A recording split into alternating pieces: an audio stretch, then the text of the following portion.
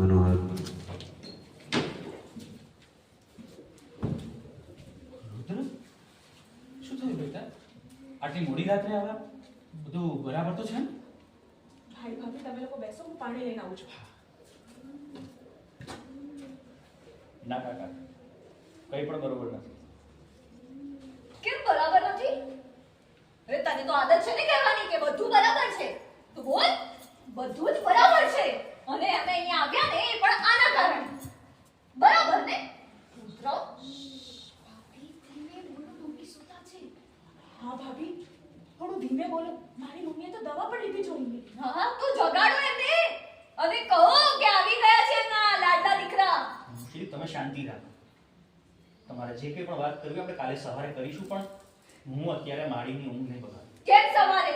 એ બરાબર કે છે બેટા, તમે થાકી ગયા છો. જા બેટા, સોફી એમના માટે ચા લે. નથી પીવી મારે ચા.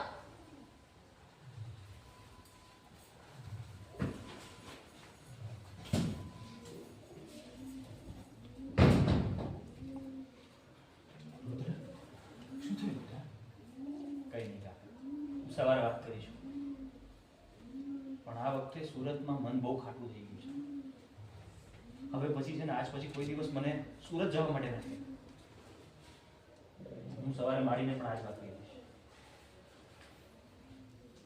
શું